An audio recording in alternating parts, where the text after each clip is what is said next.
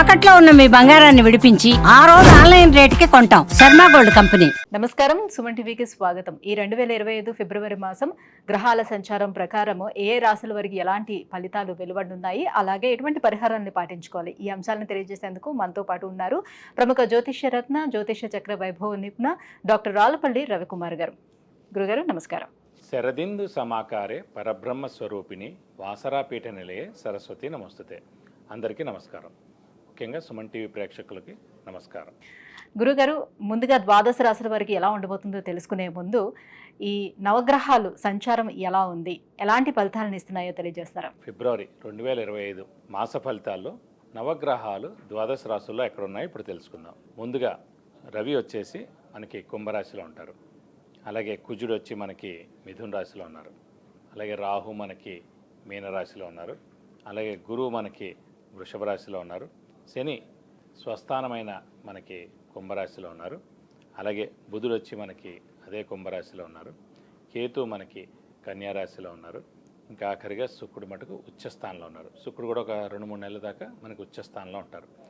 ముఖ్యంగా మొన్నటిదాకా మనం చెప్పుకున్నాం 27 అక్టోబర్ నుంచి ఫిబ్రవరి 21 వరకు కుజుడు నీచ స్థానంలో ఉండడం వల్లనే యాక్సిడెంట్లు జరగడం, ఈ ఫైర్ యాక్సిడెంట్స్ జరగడం, విపరీతమైన మేజర్ యాక్సిడెంట్స్ అన్ని రోడ్ల మీద కానీ అవి కానీ జరగడం, చాలామంది చనిపోవడం లాంటివన్నీ కూడా జరిగాయి. సో దేవుడి దేవల ఆ కర్కాటక రాశి నుంచి కుజుడు నీచత్వం అనేది 21 జనవరితో వెళ్ళిపోయిందండి. సో ముఖ్యంగా కర్కాటక రాశి వారికి, సింహరాశి వారికి, మీన రాశి వారికి ఈ 3 రాశులకి యోగకారకుడైన కుజుడు నీచలో ఉన్నాడు కాబట్టి డబ్బు ఖర్చు, హెల్త్ ప్రాబ్లం, మాట పడటం ఇలాంటివన్నీ కూడా జరిగాయి. దేవుడిదలు అవన్నీ కూడా ఇప్పుడు తొలగిపోయినమని చెప్పుకోవచ్చు. అలాగే ఇప్పుడు ముఖ్యంగా మిథున్ రాశి, కన్యా రాశి, మకర రాశి, కుంభరాశి ఈ 4 రాశులకి యోగకారకుడు, అదృష్టకారకుడు, లక్ ఫేవర్ చేసే గ్రహమైన శుక్రుడు ఉచ్చ స్థానంలో 4 నెలల పాటు ఉంటాడు ఇంచుమించుగా. సో మనకి ఫిబ్రవరి 1 నుంచి. కాబట్టి వీళ్ళందరూ కూడా విపరీతంగా అన్ని విధాలు కూడా బాగా కలిసి వస్తుందని చెప్పుకోవచ్చు. ఇవ్వండి ద్వాదశ రాశుల్లో నవగ్రహాలు ఈ స్థానాల్లో ఉన్నాయి. గురుగారు, మిథున రాశి వారికి మరి గ్రహాల స్థితిగతులు ఈ మాసం ఫిబ్రవరి మాసం ఎలా ఉండబోతుంది? ఏ గ్రహాలు వీళ్ళకి అనుకూలంగా ఉన్నాయి, ఏ గ్రహాలు ప్రతికూలంగా ఉన్నాయో తెలియజేస్తారా? మిథున రాశి అనగానే మనకి మృగశిర 3-4 పాదాలు, ఆరుద్ర 1-2-3-4 పాదాలు, పునరోసు 1-2-3 పాదాలు, ఈ నక్షత్రాల సమూహం అంతా మనకి మిథున రాశిలోకి వస్తుంది. ఈ రాశి వారికి ముఖ్యంగా శని బలం బాగానే ఉంది. ఎందుకంటే మరి అందరూ అనొచ్చు 3, 6, 11 స్థానాల్లో శని ఉంటే బాగా యోగిస్తాడు కదా, ఇప్పుడు మనకి భాగ్యస్థానంలో ఉన్నాడు, ఎలా యోగిస్తాడని.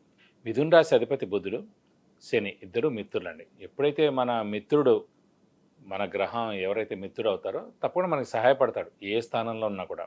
సో కాబట్టి భాగ్యస్థానంలో ఉన్నాడు కాబట్టి భాగ్యాన్ని చేకూరుస్తాడు, నష్టం అయితే మేజర్గా చేయనివ్వడు. అలాగే రాహుకేతులు తీసుకుంటే రాహు ఏమో దశమంలో ఉన్నాడు, కేతు ఏమో చతుర్థంలో ఉన్నాడు. కొంచెం మిశ్రమంగా ఉండొచ్చు కానీ ఓవరాల్గా బాగానే ఉంటుంది. ఇంకోటి ఏంటంటే వ్యయ స్థానంలో గురువు ఉండడం. సో ఖర్చు స్థానంలో ఎప్పుడైతే గురువు ఉన్నాడో అంటే శుభగ్రహం అయ్యాడు కాబట్టి మంచి ఖర్చులు చేయిస్తాడు.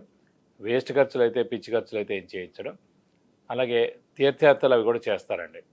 అలాగే దైవ దర్శనం చేసుకుంటారు, గురువుని దర్శిస్తారు, గురువు యొక్క బ్లెస్సింగ్స్ తీసుకుంటారు. ఇంకోటి మిథున రాశి అధిపతి బుధుడు అయ్యాడు.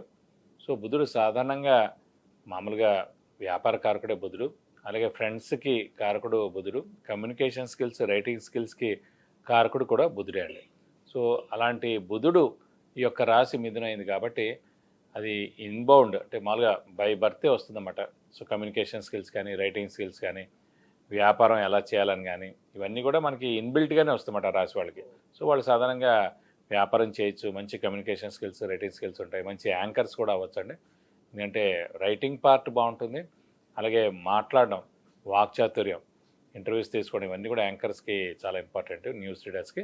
సో మిథున రాశి వారు ఎవరైతే వాళ్ళందరూ కూడా ఈ రంగాల్లో తప్పకుండా సక్సెస్ అయ్యేందుకు అవకాశాలు ఎక్కువగా ఉన్నాయన్నమాట. కాబట్టి ప్రస్తుతం మటుకు గురుబలం తక్కువగా ఉంది కాబట్టి కొంచెం బాగా కష్టపడితే కానీ పనులు జరగవండి, అంతే, అంతగానే లేదు. కష్టపడడం అంటే కనుక ముఖ్యంగా ఏ విషయాల్లో అనొచ్చు. సాధారణంగా ఒక ఉద్యోగం రాబోతోంది, లేకపోతే ఒక కాంపిటేటివ్ ఎగ్జామ్ ఉంది, బద్ధకం అనమాట. ప్రస్తుతం గురుబలం తక్కువగా ఉండడం వల్ల బద్ధకంగా ఉంటుంది. ఈ బద్ధకం వలని మనం రేపు చూద్దాంలే, ఎల్లుండి చూద్దాంలే, ఎల్లుండి చదువుదాంలే, ఆ ఎల్లుండి ఇంటర్వ్యూకి వెళ్దాంలే, ఇలా ఈ బద్ధకంతో అంతా కూడా మనకి ప్రొలాంగ్ అయిపోతుంది తప్ప మనం ముందుకు వెళ్ళలేము అనమాట. కాబట్టి గురుబలం తక్కువగా ఉండడం చేత మనకి మెయిన్గా ఏంటంటే బద్ధకం పెరుగుతుంది అన్నమాట. సో ఆ బద్ధకాన్ని మీరు పక్కకు పెట్టాలి. బద్ధకాన్ని పక్క పెడితే కూడా తప్పకుండా సక్సెస్ అనేది అయ్యేందుకు అవకాశాలు 100% ఉన్నాయి. ఇది కాకుండా మనకి మెయిన్గా శని బలం పరిపూర్ణంగా ఉండడం చేత ఆరోగ్య ఆయుష్ చాలా బాగుంటుంది. ముఖ్యంగా ఎవరు చూసుకున్నా కూడా ఆరోగ్య ఆయుష్ కూడా ఇంపార్టెంట్. ఎందుకంటే అనారోగ్యం చేస్తే కనుక నెలలు మనం దాని వలన ఇంపాక్ట్ ఉంటుంది. కాబట్టి ముఖ్యంగా ఆరోగ్యం చూసుకోవాలి, అలాగే ఆయుష్ కూడా చూసుకోవాలి. అందుకే పుట్టంగానే పిల్లలకి జాతకం రాయరు సాధారణంగా. కానీ జాతకం ఎందుకు చూస్తారంటే బాలారిష్ట దోషాలు ఏమైనా ఉన్నాయా, బాలారిష్ట దోషాల మూలాన్ని అనారోగ్యం చేస్తాయి పిల్లలకి. సో పిల్లలకి అనారోగ్యం కాకుండా ఉండాలంటే బాలారిష్ట దోషాలు ఏమైనా ఉన్నాయి, అలాగే ఆరోగ్య ఆయుష్ ఎలా ఉందనే దానికోసమే జస్ట్ అప్పటికప్పుడు జాతకం చూస్తారండి పిల్లలు పుట్టంగానే. కాబట్టి ఓవరాల్గా మటుకు మిథున రాశికి బాగానే ఉందని చెప్పుకోవాలి. గురుగారు, మరి వ్యయ స్థానంలో గురువు ఉన్నాడు మిథున రాశి వారికి, గురువు ఏ రకంగా సపోర్ట్ని ఇస్తున్నాడు వీళ్ళకి? గురుబలం తక్కువగా ఉంది, కరెక్టే. ఎందుకంటే గురుబలం తక్కువగా ఉందని ఎందుకు అనుకుంటా అంటే మన మిథున రాశికి వ్యయ స్థానంలో గురువు ఉండడం చేత గురుబలం తక్కువగా ఉంది. ఈ గురుబలం తక్కువగా ఉన్నా కూడా చెడేం చేయడండి, ఆలస్యం చేస్తాడు ఏ పనులైనా సరే. రేపు జరగాల్సిన పని నెల తర్వాత చేస్తాడు, రేపు రావాల్సిన ఉద్యోగం 6 నెలల తర్వాత వచ్చేటట్టు చేస్తాడు, అలాగే రేపు రావాల్సిన డబ్బులు మనకి 3 నెలల తర్వాత వచ్చేటట్టు చేస్తాడు. సో ఏదైనా సరే శ్రమ కాలం ధనం వ్యర్థానికి అవకాశం ఉంది. అవసరాన్ని డబ్బులు సమకూరవు, రావాల్సిన బాకీలు ఆలస్యం అవుతాయి, కొత్త అప్పులు చేయాల్సి ఉంటుంది, ఇలాంటివన్నీ జరుగుతుంటాయి మేడం. కాబట్టి ఈ గురుబలం తక్కువగా ఉండడం చేత ఇవన్నీ పనులన్నీ కొంచెం ఆలస్యంగా జరుగుతూ ఉంటాయి. మరి అదృష్టం ఎలా ఉండబోతుంది? అదృష్టం ఈ మాసం 100% ఉందండి. ఎందుకంటే మిథున రాశికి యోగకారకుడు, అదృష్టకారకుడు, లక్ ఫేవర్ చేసే గ్రహమైన శుక్రుడు ఉచ్చ స్థానంలో మీనంలో ఉన్నాడు. ఈ నెలలాళ్ళు ఖచ్చితంగా అక్కడే ఉంటాడు. ఎప్పుడైతే మన యోగకారకుడు ఉచ్చ స్థానంలో ఉంటాడో మనకి డబ్బుకి ఎప్పుడూ లోటు ఉండదండి.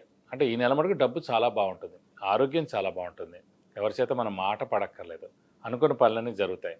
ముఖ్యంగా శుక్రుడు కాబట్టి ఖచ్చితంగా వెహికల్ కొనేందుకు అవకాశం ఉంది, అలాగే లగ్జరీ ఐటమ్ ఏమైనా కొనేందుకు అవకాశం ఉంది, గోల్డ్ కొనేందుకు అవకాశం ఉంది, అలాగే ఇంట్లో కొత్త వస్తువు కూడా కొనేందుకు అవకాశం ఉంది. కాబట్టి అదృష్టం అనేది మటుకు పరిపూర్ణంగా ఈ నెలల్లో ఉంటుంది కాబట్టి మనం అనుకున్న పనులన్నీ తప్పకుండా జరుగుతాయి. మరి గురుబలం పెంపొందించుకునేందుకు ఎటువంటి పరిహారాలను వీళ్ళు పాటించుకుంటే ఇంకా బాగుంటుంది? ఇంకా ఈ నెల మిథున రాశి వారికి పరిహారాలు ఏంటంటే ముఖ్యంగా గురువే వీక్గా ఉన్నాడు, గురుబలమే తక్కువగా ఉంది కాబట్టి సేమ్ గురువారం రోజున ప్రతి గురువారం ఉపవాసం ఉంటే చాలా మంచిది. అలాగే దత్తాత్రేయ స్వామిని ఎక్కువగా ఆరాధిస్తే చాలా మంచిది. ప్రతిరోజు దత్తాత్రేయ స్వామి అష్టోత్తరం చదువుకుంటే చాలా మంచిది. అలాగే దత్తాత్రేయ స్వామి టెంపుల్ ప్రతి గురువారం వెళ్ళి 41 ప్రదక్షిణాలు చేసుకుంటాక మీకు అన్ని విధాలా మంచి చేకూరుతుంది. విద్య, ఉద్యోగం, విదేశీయానం, వివాహం, వాహనం, గృహం, ఇలా అన్ని విషయాల గురించి తెలుసుకోవాలంటే కింద స్క్రోల్ అవుతున్నటువంటి నెంబర్లకి కాల్ చేసి గురుగారు అపాయింట్మెంట్ పొందవచ్చు.